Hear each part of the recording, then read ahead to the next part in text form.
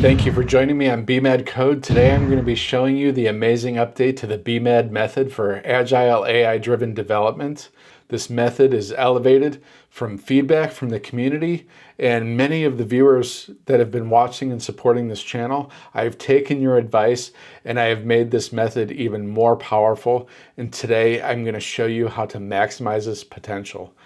In the past video, I did say that we were going to build an application that can scrape Hacker News top 10 stories, send out a daily digest, but we're going to take it to the next level. We're also going to have it build an actual AI-generated podcast of the top news and comments from Hacker News. It's going to be very fun to build, and I'm going to show you how to do it with the power of the breakthrough method for agile AI-driven development, or again, we call it the BMAD method. Last time I showed you how to do the first 4 phases of the BMAD method in the IDE, but we're going to take it to the next level and do it in Gemini with the full power of 2.5 Pro and its 1 million token context window. But the current V2 folder is the new version of the methodology, and this repo is going to go through all the details of why it's here.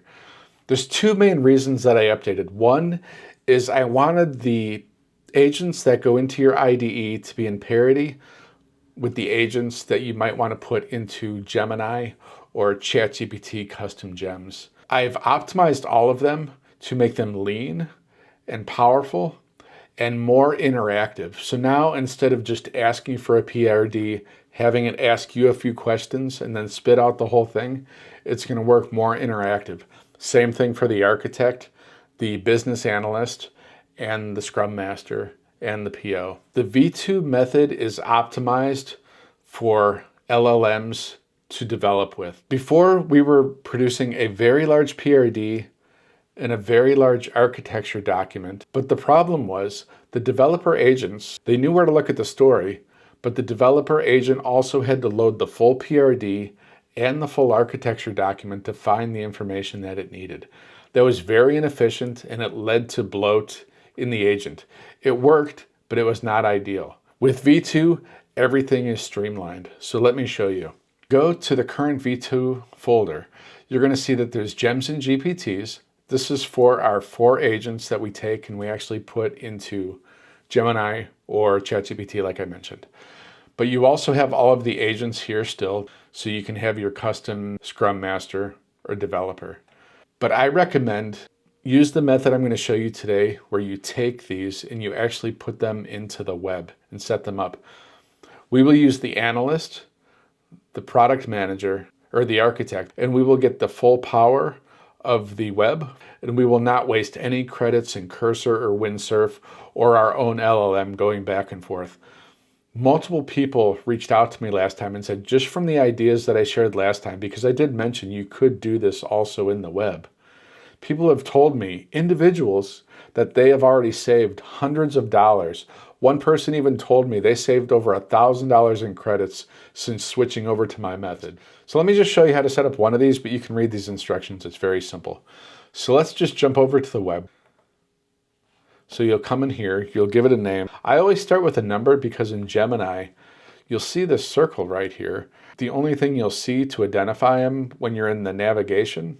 So I'm just going to call it Architect 2 so I can keep it straight from the other one. So we're going to come to our Architect gem. We're just going to copy everything here and we're going to paste it in here. Come to the instructions and you're going to look for the one that you're setting up. For the architect, we need the architecture template and the architecture checklist. We're going to click the plus button and then we're going to say upload files, templates, and we're going to find our 2 architect files right here. We're going to make sure that they go blue like that. If they go red, that means it was an invalid file. Now we're going to save it. Now, anytime you come back to Gemini, your custom gem is ready to go. Very similar process in OpenAI's ChatGPT. They have custom GPTs. Here's where I use the BA. And first of all, this BA is a brainstorming wizard. It has actually 3 modes of working. It can do brainstorming for you, it can do deep research, or it can jump right into producing the product briefing or the project briefing.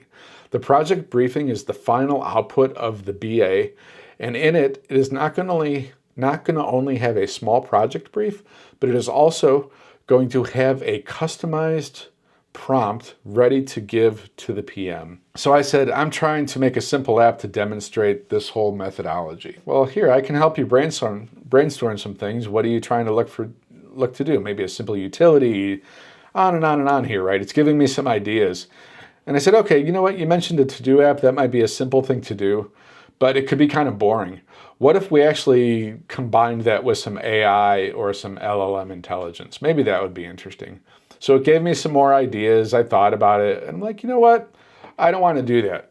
I think it would be fun to have it scrape the top 10 stories and the articles they're linked to from Hacker News, along with the comments. We can send an email with a daily briefing summarized by an LLM. Since this is a demo and I want to keep it simple and show you the full app build, I want to keep it pretty simple and just develop everything locally. So I brainstormed back and forth. I mentioned all that. I said that I would like to do a local LLM. I reminded that I also want to get the contents of the article, but I want to keep it simple. So in this first one, it's saying there's a lot of different challenges. There's different ways to do scraping because there's JavaScript that could block content. There's security features. I said, I just want to keep it simple. Let's just do the simplest way to scrape for right now. I want to use Node.js. I want to use TypeScript. We're not going to deploy this. We're just going to do it locally. But in the future, I want to deploy this. So I want to be able to use a local LLM just with Ollama. And, I just want to keep it simple, but I also told it what I want to do in the future. Brainstorming back and forth to me, and this is one of the coolest things. I did not even expect this, but it suggested, since I want to get the comments, as we were talking back and forth, I said, I want to do something a little bit different. What if our LLM also took all of the comments and then summarized that into an interesting summary?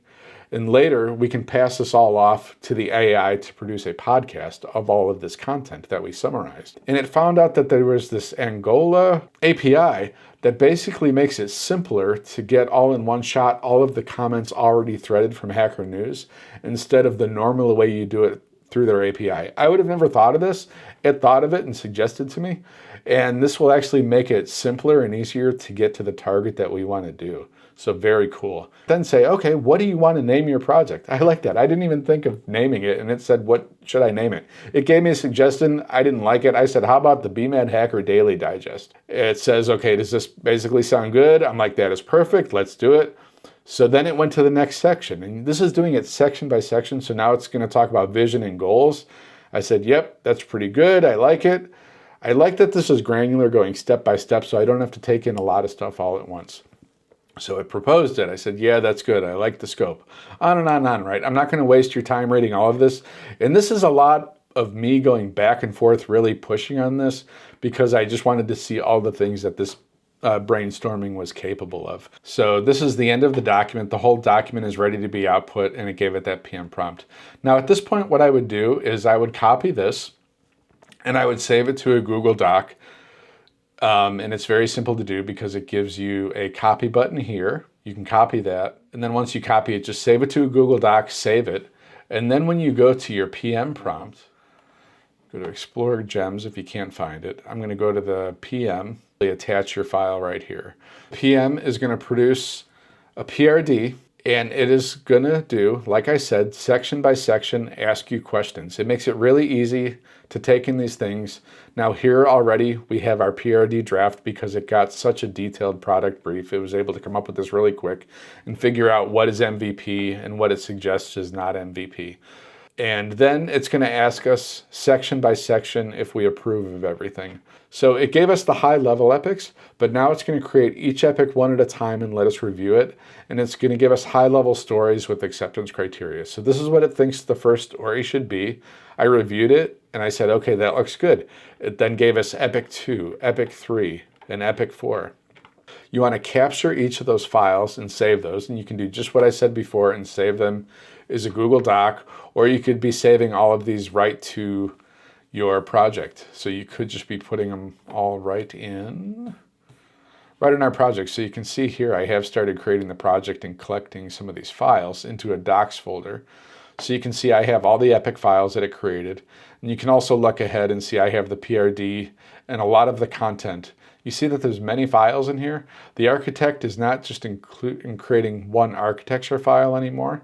It's creating coding standards for us, data models, environment variables, product structure, very important.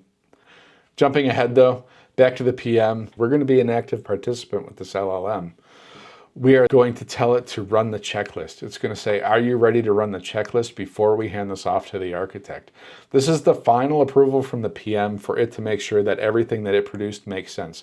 Since it was doing everything granularly, it's now going to take all of those and holistically look at those, make sure it's meeting the goals of the product brief, its own PRD, and that the sequencing basically makes sense up to this point. So it'll run through. It's a pretty long checklist. It's checking a lot of things. It's actually considering other things here too. It didn't find any critical issues, and this is the basic thing that you want to look for is this final output. It's very succinct and to the point. And if it does find anything, it will tell you. Now here, it's nice that it says it didn't find any critical deficiencies. The epics are comprehensive and aligned with the brief. It is approving that this is now ready for the architect, so we're now ready to hand it off. Doing all of this in your IDE, going back and forth with the LLM, it would just waste a lot of credits, or you would be using very low-powered models with low context windows, and it's going to miss things. Or you don't do this, and then you're not really planning, and you're going to have gaps and potentially run into issues later on. In V2 of the BMAD method, the architect, I think, is the most improved because it's producing these granular small artifacts that the dev can really consume, but also it is tuned to work with you in an iterative fashion that is going to make you better able to understand what's going on and work with it, and also learn a lot because it's going to work incrementally just like our PM did. So check this out. We put all our documents in here, the draft, PRD, and all the epics, and it already had a prompt given to us from the PM to basically get the architect going. It's going to confirm that's going to be in architecture creation mode because the PM also has multiple modes. And it's going to start by first confirming the approach. It is going to say we can do YOLO mode if we want. If we do that YOLO mode, which I do not recommend, it's just going to spit out the whole architecture, and it's going to probably not be as good of an artifact as it can if we go through the actual process. So it doesn't take that long, and because this is going to do it granularly, you're going to understand everything every step of the way. So first it's going to just tell you some of the foundational stuff, and then it's going to go on to the technology selection. Here's what we're going to use for article scraping. It found a library that I hadn't even considered, and it's considering both of those. And it actually tells you why it recommends one between the two. So instead of Cheerio, it's going to use article extractor from Extractus. Now, you can tell it, no, you want to use something else here. Here, look, this is going to use date functions instead of the date. But I just love that this is explaining it very, very clearly. So here's the summary of the dependencies it found. And I can just say, yep, go ahead and do that. And then it's going to do the same thing for the next section, on and on and on. But this is tuned to communicate with you very clearly, explaining every decision that it makes or every choice that it makes. And it is going to make choices. That is another big benefit of the V2 version of the BMAD method, is sometimes it would leave things vague. For example, in the past, it would have probably said use Axios or fetch. Now that's two different libraries that do the same thing, and it was kind of open-ended. Where that becomes a disaster is later on, if you don't catch that and actually correct it to one, later on, when your agents are developing, let's say they start using Axios to communicate with other APIs, and then it goes into a test failure death spiral.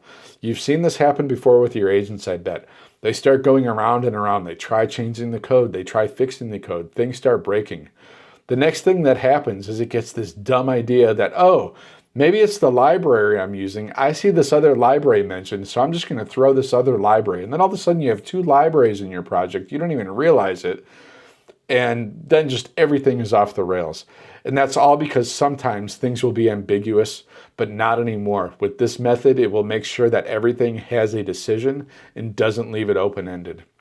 So You will work all the way through this architecture. You can also suggest things to it. It will suggest things back to you, but it's just going to be such a wonderful learning process.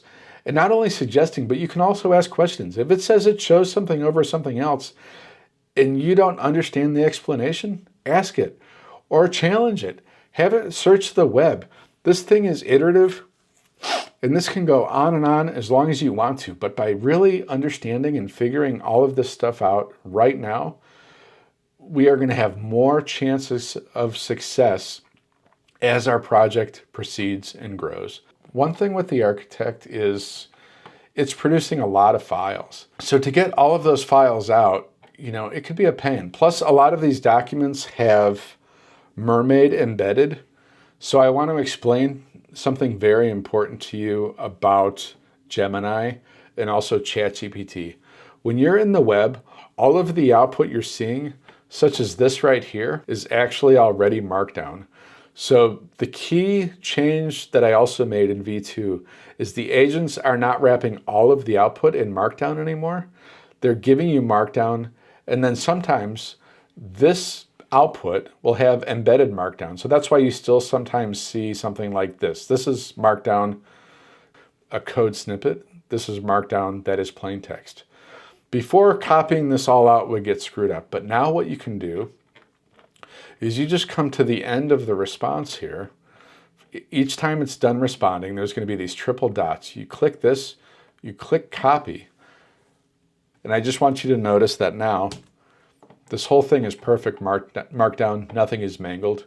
And all you got to do is get rid of the beginning and get rid of the end here, wherever the end is. And it is right here. And now we have our perfectly extracted Markdown. And the architect also will run a checklist. The most powerful one here though, and if nothing else, do this one in the web. This is so powerful. This PO takes all of your documents. So all of the 6 or 8 architecture documents, all of your epic files with the high-level stories, and your PRD, and it is going to analyze all of them. And this is where the huge context window of Gemini really pays off, because it is special tuned. All this does is run a checklist. All the PO does is run a checklist. There's not a lot of questioning back and forth. It is just checking that everything is in place, that you have a good solid framework in place, that you have any stories calling out manual setup that you as a user might need to do to get your project off the ground, such as setting up GitHub, maybe purchasing API keys, registering accounts, getting infrastructure, whatever, right? It's going to make sure all of that is in place. It's also going to understand more than the other ones even, that this is all going to be developed by very dumb developer agents. LLMs, even with the most powerful models, are still not that smart, right? They will still make mistakes without the proper context. So this thing knows that we need to have stories in a perfect sequence, and we need to have all the architecture and other documentation around it to really give our developer agents the best chance of being able to just plow through our project and get it done right. So it is going to check for inconsistencies between the architecture and the PRD artifacts that were done before and make sure that they're all aligned. And at the very end, we'll just jump ahead. It's going to analyze everything, and it is going to give you a final decision where it says it was approved. Now, in this case, it did give us a summary. Everything passed, but it just found some minor deficiencies. The deficiencies it found were actually pretty funny. I forgot to attach one file to the PO, so it just thought that something was missing and it called it out. And it's something that would be needed in Epic 4, so it was pretty minor, but said it would need to be created before Epic 4. So I just corrected it and told it, oh, actually, that already exists. Please like this video and subscribe to the channel if you haven't. We are going to jump into Cursor, but you can be using any IDE. And I'm going to show you how to actually now use the Scrum Master. The SM agent is tuned to produce one story at a time in draft mode, which you then switch to the developer agent. This is basically where we want to live in our IDE. We're done with the web at this point. We've saved tons of money. We've had tons of power really producing amazing artifacts. These artifacts would have not been possible with Taskmaster or some of the other ones. They'll give you a good flow for simple projects, but you have to have very good prompts to feed into them to get that proper flow.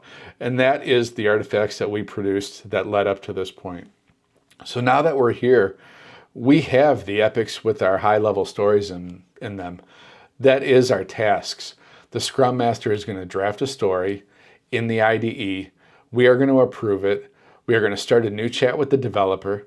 The developer has its own custom instructions, so it knows exactly where these different story files are, how to use them, what the Scrum Master put into the story, because the Scrum Master knows to pull all the various pieces of the architecture and the PRD and the epic. It looks at all of those files and it puts just what the developer agent needs into the story. I want to pause here and say, a lot of the questions I got were about what do you do when the developer agent goes off the rails? And we're going to demonstrate that in our full app build.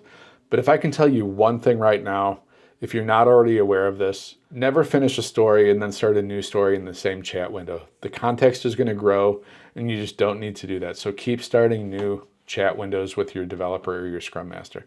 But the second one is make sure that you're having the agent write tests and you work out your test plan with the architect. It will suggest something, but you can also suggest to it. But make sure that you have good test coverage, especially unit test coverage, which is the test that's granular against each little small piece of functional code. Those tests will save your ass time and again. When a story is implemented, you make sure all the tests pass, but you also make sure all of the tests for all of the previous stories pass. Only when they do, then you commit your code and you push it to the remote. Now the story is done. Now you keep going on. Now, let's say you're halfway through the next story and something happened, it got screwed up, maybe it got confused or you had a bad instruction in there and it starts throwing stuff all over the place and you don't know how to back out of it or get it on track. Or maybe you get it stable, but it made a really big mess and now you don't know what to do. So many times I've seen it's better to throw that all out and go back to the beginning. And since you pushed all of your stuff to the remote at the end of the last story, you're only going back to the beginning of the story. It's not too far back because these stories are meant to be granular incremental deliveries. And so it is easy to restore and start over and take a different approach. And maybe that different approach is looking in the story that the Scrum Master wrote and see if it made a mistake in there. Or see if you can clarify something in there so the dev agent will not make the same mistake. Make sure that you're committing often and pushing to the remote, and then you can always go back in time to any point you need to if things go way off the rails.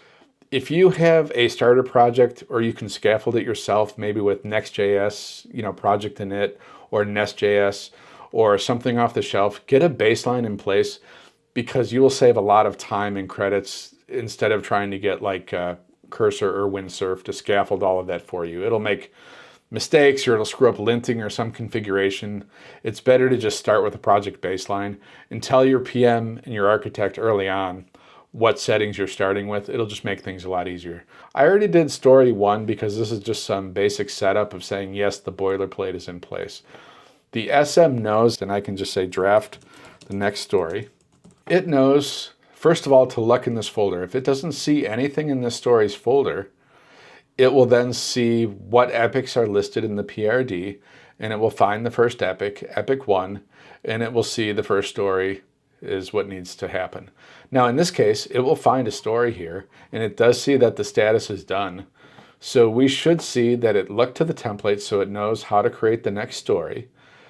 It saw here that story 1 is done, so it's going to check the epic and see what the next story is. And it found here that the next story should be story 1.2 because story 1.1 was done there. But I love that this workflow just knows how to find what is next and put it together. I'm going to finish epic 1 just because it's mostly manual setup. And then in the next video, we are going to be doing the exciting stuff of pulling the Hacker News, creating LLM summaries, sending it in an email, scraping websites, and then generating an AI generated podcast. It's going to be very exciting. So I will see you soon. My name is Brian. Again, please like this video, subscribe to the channel, check out the repo, give me your comments and feedback and suggestions, and we can all help improve this workflow together. And I will see you in the next video.